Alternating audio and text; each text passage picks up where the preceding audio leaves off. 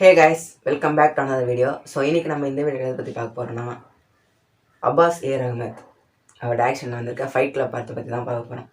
இந்த படத்தில் ஹீரோவா நம்ம உரியடி படத்தில் ஹீரோ விஜயகுமார் தான் இருக்காரு.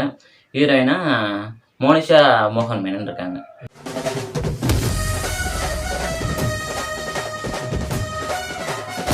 இந்த படத்தோட கதை என்ன சொல்லு? இந்த படத்தில் ஒன்றுமே இல்லை, கதைன்னு சொல்கிறதுக்கு ஒன்றுமே இல்லை. சும்மா வராங்க போகிறாங்க சண்டை போடுறாங்க, அவங்க வடச்சென்னை மக்களோட வாழ்க்கை தர அப்படின்னு காட்டுறாங்க. எங்கடா போகிறாங்க ஓடுறானுங்க எங்கப்பா? ட்ரெய்லரில் பார்த்த மாதிரி தான். ஆனால் கதை கொஞ்சம் டீட்டெயிலிங்காக இருக்கும்னு நினச்சேன் ட்ரெய்லரை பார்த்துட்டு. ஆனால் ட்ரெய்லரில் என்ன காமிச்சிருக்காங்களோ அதுதான் படம் ஃபுல்லாகவே வருது. ஓடுறானுங்க அடிக்கிறானுங்க. ஸ்டார்டிங்கில் வந்து சின்ன வயசில் ஃபுட்பால் பிளேயராக ஆகணும் அப்படின்ட்டு ஆசைப்படுற ஹீரோ வந்து பெருசானதுக்கப்புறம் அது ஆனாரா இல்லையா அப்படின்னு தான் காட்டுவான்னு நினச்சேன். ஆனால் அப்படி காட்டல. நான் ஃபோன் பண்ணுறது எனக்கே தெரியாதுங்க, உங்களுக்கு தெரியாதுங்க. ஐயோ கடவுளே. பெருசானதுக்கப்புறம் வடசென்னை மக்கள்லாம் எப்படி இருப்பாங்களோ அந்த மாதிரி வந்து ஒரு ரகட் பாயா மாதிரி அடியில் ஆரம்பித்து அவர் வாழ்க்கையை தொலைகிறார். அப்படி தான் அந்த படத்தோட கதை பெருசாக.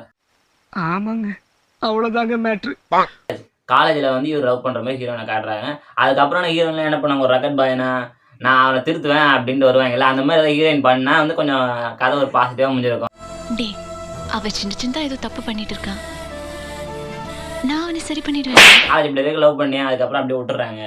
ஹீரோயின் எதுக்கு கொண்டு வந்தானே தெரியல. திருத்தாம விட்டதுனால இவன் இந்த மாதிரி வந்து இவனா மட்டும் ஐஏஎஸ் ஆயிருப்பார். நடுநடுவில் கூட அந்த பொண்ணை கொண்டு வந்திருக்கலாம். ஆனால் எப்படி தெரியுமா இருக்கும், இந்த பிரகாஷ்ராஜ் பண்ணா தெரியுமா, வணக்கம் வெஸ்ட்டு டம்மால் அடிவாங்க. அந்த மாதிரி லவ் சீன் வெஸ்ட்டு ஃபைட் சீன்லாம் வைக்க மாட்டானுங்க.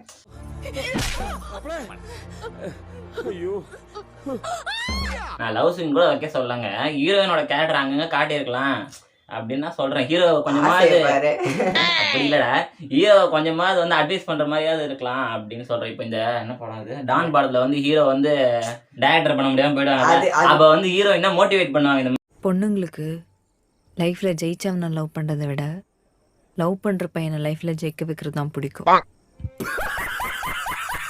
காமெடி எலமெண்ட்டாக மாற்றிட்டாங்க டான் படத்தில், அதுக்கு சிரிச்சானுங்க எல்லாம். ஆனால் இதில் சொன்னால் உண்மையிலே சிரிச்சிருவாங்க.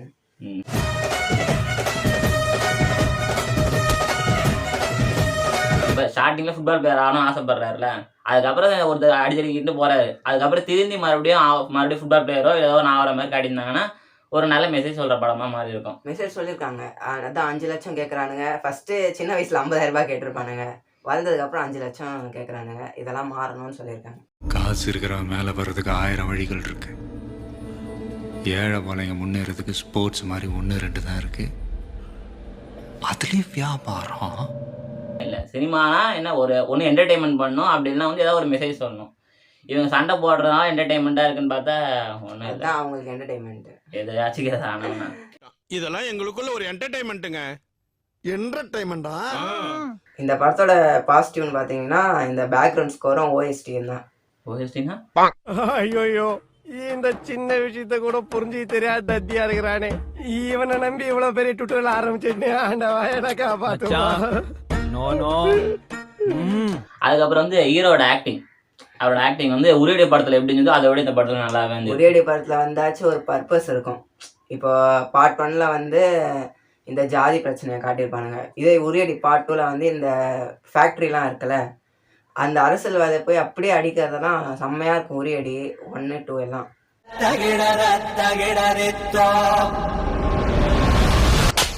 இதுலேயும் அதே மாதிரி தான் கிளைமேக்ஸில் அடிக்கிறார் ஒரு பைப்பை தூக்கி மூஞ்சில்.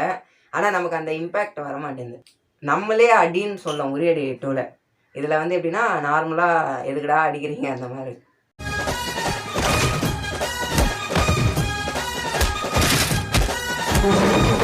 இந்த படத்தோட நெகட்டிவ், இவ்வளோ நேரம் சொன்னது எல்லாமே நெகட்டிவ் தான். இதுக்கு மேலேயுமா நெகட்டிவ் கேட்குறேன். இவங்க வாழ்க்கை தரம் மாறுற மாதிரி ஏதாவது காட்டி தான் நல்லா இருந்திருக்கும். வடசென்னை மக்கள் இந்த மாதிரி ஏரியாவில் இருக்க பசங்களாம் இப்படி தான் இருப்பாங்க அப்படின்னு போர்ட்ரேட் பண்ணுறது வந்து எனக்கு அவ்வளோவா பிடிக்கல. யார் செத்தாலும் இந்த சண்டை சாவாது.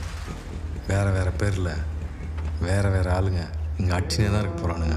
இன்னொன்று வந்து எல்லா படத்துலையும் வந்து ஹீரோ வந்து ரகட் பாயாக காட்டிகிட்டே இருக்காங்க. அதனால இவங்களுக்கு வந்து ரகட் பாய் தான் பிடிக்கும் அப்படின்னு பொண்ணுங்கலாம் சொல்றாங்க. அதான் பிரச்சனையே. என்ன பிரச்சனை? சாக்லேட் பாய்ஸ் தான் வந்து உடம்புல அடிபடக்கூடாது, கையோடையக்கூடாது, காலோடக்கூடாதுன்னு நினைப்பாங்க, சாஃப்டா இருக்கும்னு நினைப்பாங்க. ஆனா ரக்கட் பாய்ஸ் அப்படி கிடையாது. ஹீரோ ஒரு நல்ல பையன் அப்படின்னு எந்த படத்துலயுமே காட்ட மாட்டாங்க. அது ஏன் காட்ட மாட்டாங்கன்னு புரிய மாட்டேங்குது. இப்பெல்லாம் நல்லவனை பத்தி படம் எடுத்தா யாருமா பாக்குறான்? இப்ப நல்லவங்களை பத்தி படம் எடுத்தா யாரும் பாக்குறது இல்லம்மா. அப்படிலாம் கிடையாது. முன்னாடி என்ன ஒரு 80s 90s சம்திங் இருக்கும்போது மாதவன்லாம் இருந்தாரு. மாதவன் அவங்களாம் இருக்கும்போது வந்து ஹீரோயின்லாம் பொண்ணுங்களாம் ரசிக்கலையா? இப்ப மட்டும் ஏன் வந்து நான் ஹீரோ ரகட் பாய் தான் காட்டுவேன் அப்படின்னு காட்டுறாங்கன்னு எனக்கு புரியல. ஒரு சாக்லேட் பாய் இவனை பத்தி படத்துல காட்டலன்றதுனால ரகட் பாய் பத்தி சொல்றப்ப எனக்கு தாடி எல்லாம் இருக்குப்பா. சரி ஓகே விடு, தாடி இருந்தாதான் ரகட் பாய் அப்படிலாம் கிடையாது. ஏண்டா கண்ணத்துல மயிர் வச்சிருந்தா பெரிய மயிராடடி. கட்டையில ஒரே சண்டை செய்வ ஒரேடா. வேற ஒண்ணுமே இல்ல சொல்றதுக்கு, அவ்வளவுதான் இந்த படம். அதான் பிகில்ல சொல்ற மாதிரி நம்மலாம் முன்னேறதுக்கு ஸ்போர்ட்ஸ் மட்டும்தான் இருக்கு. அதையும் ஒழுங்கா எத்தானுங்களாம் அதுவும் இல்லை. அதுக்கப்புறம் இது என்னதுடா வடச்சனையா, நம்ம காப்பாத்துக்கிற பேர் சண்டைனா சண்டை செய்வோம்னாங்களே, அது எங்கே கேட்டிருக்காரு போல. அதனால படம் ஃபுல்லா சண்டையா செய்ன்னு செஞ்சிருக்காரு.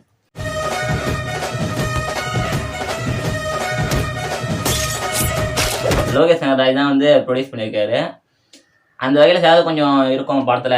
அதான் இருக்கே அந்த லோகேஷ் கனகராஜோட அந்த இது கஞ்சா சீனு, போதை சீனு எல்லாம் இருக்கு. அப்படியே எதுவா இருந்தாலும் எங்க பாஸ் தான் கேட்கணும். யாருங்க பாஸ்? லோகேஷ் கனகராஜ் ப்ரொடியூஸ் பண்ணியிருக்காருன்ற ஒரே காரணத்துக்காக வந்து ரெட்ரோ சாங் வச்சாங்களா என்னன்னு தெரியல. ஆனால் அதெல்லாம் நல்லா ரசிக்கும்படியாக இருந்தது. அது மட்டும் தான் ரசிக்கும்படியாக இருந்தது. ரெட்ரோ சாங்லாம் போட்டு ஒரு பேக்ரவுண்டு பிஜிஎம் அதெல்லாம் நல்லா இருந்தது. அதுதான் ஒரே ப்ளஸ் இந்த படத்துக்கு. இன்னொரு ப்ளஸ்னா விஜய்குமார். இந்த படத்துலேயே அவர் மட்டும்தான் எல்லாருக்கும் தெரியும். அதே மாதிரி இந்த படம் வந்து ஏ சர்டிஃபிகேட் படம். காரணம் வந்து இந்த மாதிரி சண்டை போடுற சீன் அதிகமாக இருக்குது, ரத்தம் தெரிக்கிற மாதிரி சீன் கொஞ்சம் கொஞ்சம் இருக்குது அப்படின்னு காட்டினாங்க. அதனால பெரியவங்க மட்டும் தான் பார்க்கணும். அதான் காலேஜ் பசங்க கண்டிப்பாக பார்ப்பாங்க இந்த படத்தை.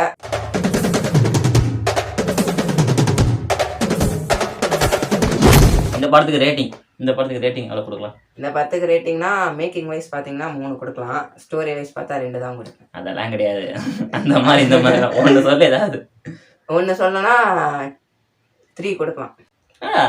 இந்த படத்தில் என்ன இருக்குமே தெரியல. எல்லாம் வந்து படம் ஆகுன்றீங்க. எனக்கு ஒன்றுமே தெரியல. இந்த படத்தில் எனக்கு அவ்வளோ ஒன்றுமே சாட்டிஸ்ஃபேக்ஷனாகவே இல்லை படம். நீங்கள் தான் வந்து அப்படி அதுதான் சாக்கோ பாய். இந்த படம் புரியலதான் நீ சாக்கோ பாய். சண்டை போறதுக்கு ஒரு பர்பஸ் இருக்கணும்ல. ஒண்ணுமே இல்லாம வந்து நான் இவன் அடிச்சான் பதிலுக்கு நான் அடிச்சேன், இவன் அடிச்சான் பதிலுக்கு அடிச்சேன், இவன் டீம்ல ஒருத்தன் அடிக்கிறது அவன் டீம்ல ஒருத்தன் அப்படிதான் பாய் இப்போ எல்லார் லைஃபும் போயிட்டு இருக்கு. காலேஜ்லயும் அது வந்து ரொம்ப வந்து பிற்போக்குத்தனமா இருக்கு. இன்னும் இது போக கொஞ்சம் திருந்துங்களா, லைஃபை பாடுறா, படிதா பரமா படி அப்படின்ட்டு வந்து யாருக்குமே புரிய மாட்டேங்குது. ஏன்னா உன் கூட இந்த மாதிரி உட்கார்ந்து இருப்பேன். எங்க அம்மா எவ்வளவு சொல்லிச்சு அவங்க எல்லாம் சேராத எல்லாம் என்ன சொல்லணும்.